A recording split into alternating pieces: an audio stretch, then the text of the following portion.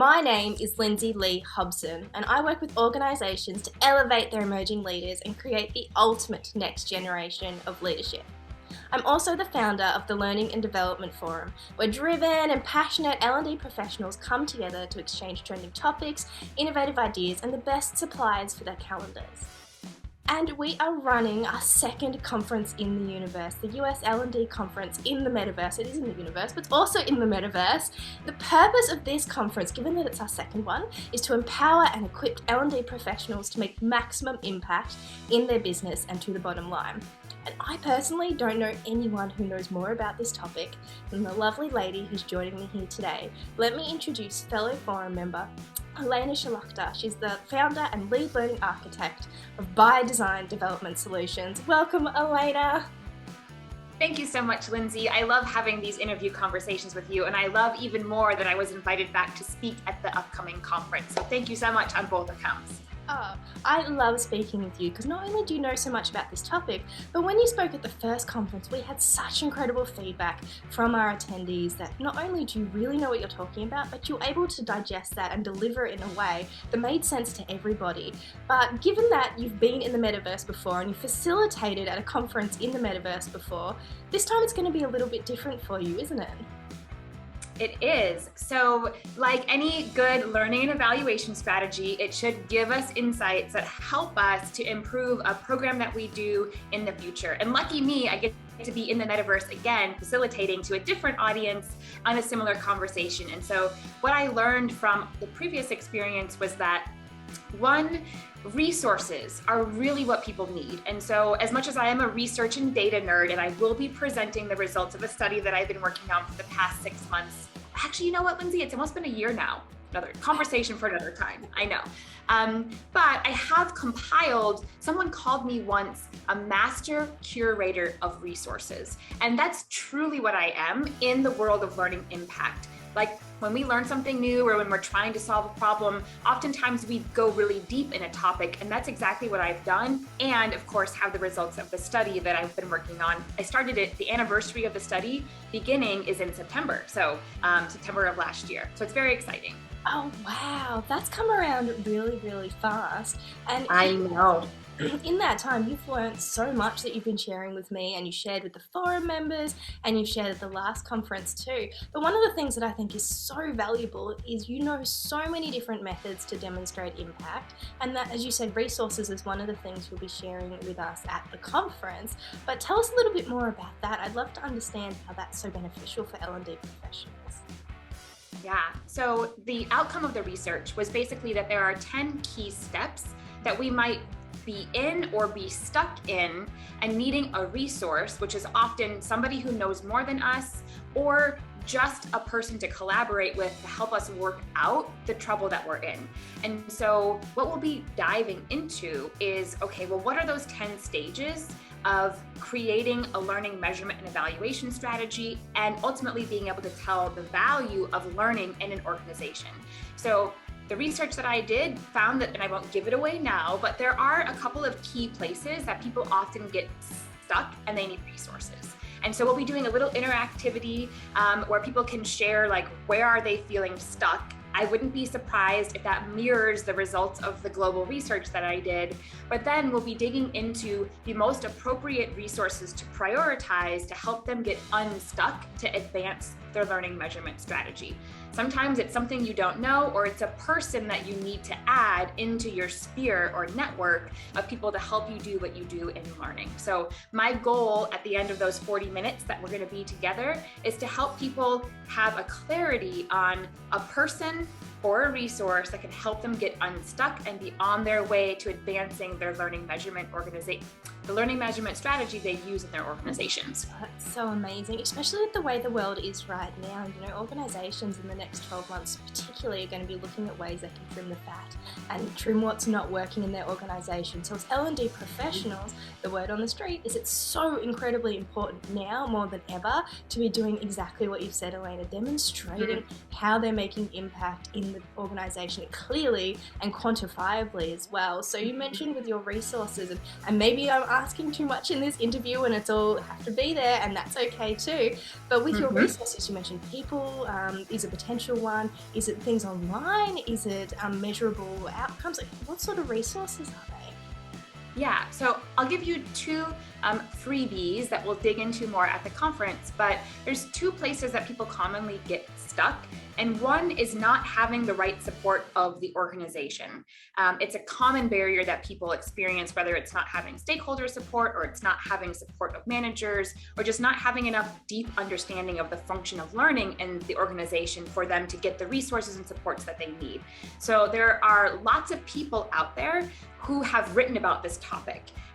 You'd be surprised. I was surprised. I've been in the learning and development industry for 12 years, and some of these resources that I went out to explore in my literature review, they've been around for ages, and we just don't commonly know them. Like, we commonly know the Kirkpatrick evaluation method. I don't know how it became the most commonly known, but it doesn't mean that it's the best one to use. There's a lot of other people out there who have published, have developed through academic research and rigorous methods, learning and measurement and evaluation strategies that help us with some of these common challenges. So presenting resources that you probably don't know that are out there. And then another key thing is that another big problem, we have too many resources. I mean, I think that's like the beauty and also the limitation of the world of social media, is that there's so many free resources, webinars, great conferences, all the information is really awesome. It's not the problem is with the information. The problem is, how do I know when to apply the certain resource, this best practice, this model, this tool? When is the right time for me to apply that in the broader spectrum of what it is that I'm doing? And so that's where I think this particular conversation is really going to fill in the gaps of, like, there's over 40 different learning, measurement, and evaluation models out there, among which Kirkpatrick is one. There's a lot of other people who've done amazing work. One isn't necessarily better or worse than the other. It's all about when is the most appropriate use of the model or the tool or the framework within the larger scope of how you're implementing a learning, measurement, and evaluation strategy, and where you're getting stuck in knowing your impact. So that's what I'm most excited about, is helping people to understand when to use and how to use the tools that are already out there. I'm not reinventing the wheel. I am not Jack and Patty Phillips, who are amazing researchers and are the ROI method. I am not Donald Kirkpatrick and his community of amazing people that have kept the Kirkpatrick model going. I am someone, though, who's been really curious about learning impact, wanting to do it better in my own work, and have discovered a bunch of amazing researchers and theorists and just practitioners in the world of learning and development that've got great tools that we could use that you probably just don't know of.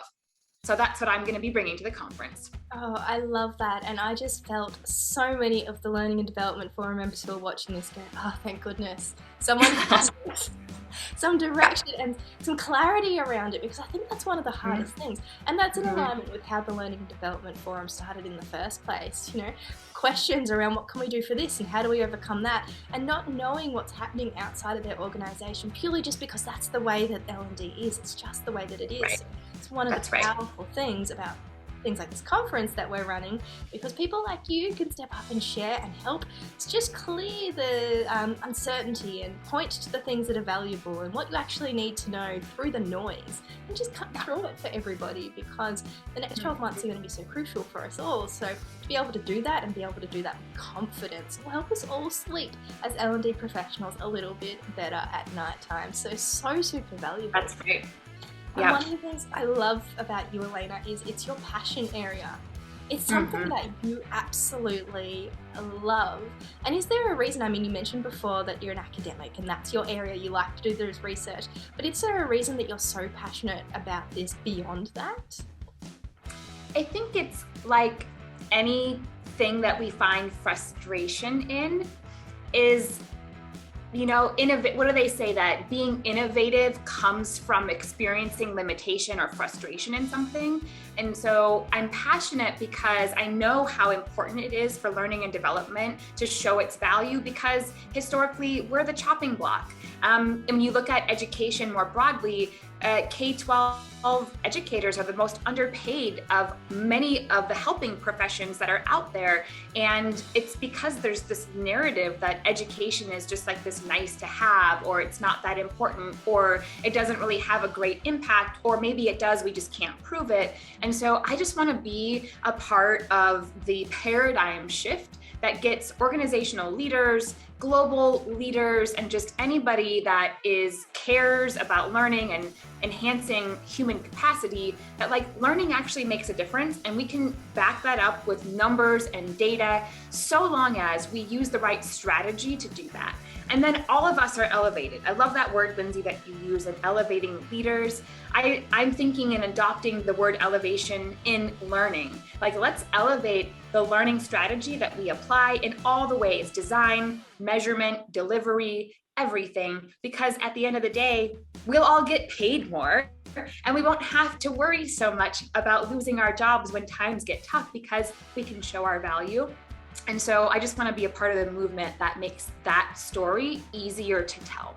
Yes, I love that so much, and that's such a powerful message too. And you are such a leader in the industry. We are so lucky that you're speaking with us for a second time at an L&D conference in the Metaverse. Very excited for this conference too, because for those of you who didn't make it for the last one, because you didn't find out about it in time, or you just weren't able to go, the conference is held on Topia, which is an incredible platform in the Metaverse, and there'll be a link to it around this video. If you haven't seen Topia, make sure you check it out.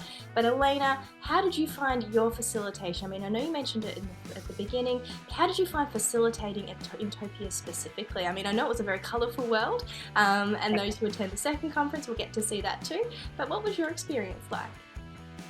Well, I think one of the opportunities and limitations whenever you're trying on a new digital platform, especially a digital platform where we don't have, like, you know, I can't go run next door and get tech support and be like, can you physically come here and help me?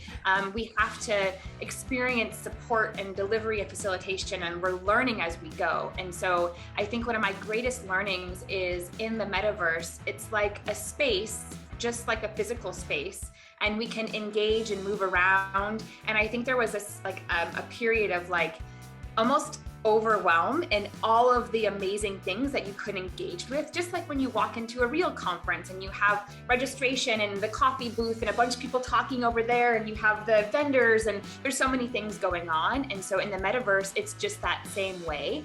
So what I would suggest as a future attendee, or even a speaker, is come into the space if you can early, so that you can get a sense of like, what are all the things that are going to be available to you during the limited time of the conference, so that you can make the best use of the live experience. And so, you know, just like you look at the conference agenda in advance and you know what room to go to, don't let the limited time be a little more prepared so that you can get to the space, you can get in the room, because in some cases there were only 10 people that could be interacting with speakers, and make the most out of it that way. And as a facilitator, I'll be thinking more about the kind of tools that I use on top of being in the Metaverse, such that people can get the resources and they're not encumbered by the tool that we're using.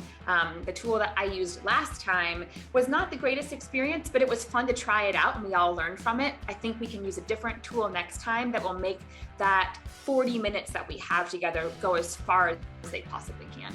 Yeah, 100%. And to mirror what you've just said as well, a lot of the attendees from the last conference, the agency over their experience there, we didn't all start together in one place and finish together in one place. You got to choose your adventure, like one of those novels where you get to pick which page you go to. And that's one of the reasons it's such a powerful tool. So I'm so excited to be on this journey again with you, Alaina, and on this journey with Topia and all our other incredible speakers. I know quite a few of our Learning and Development Forum members are coming along as well, but if you are an L&D professional and you've never been in the Metaverse, or you've never been to a conference in the Metaverse, or you just want some training and community and camaraderie around being a learning and development professional in these trying times, then look around this video, because there will be a link to the event so you can RSVP. It is free to attend. Very much looking forward to seeing you there. Thank you again, Alaina, and have an incredible day.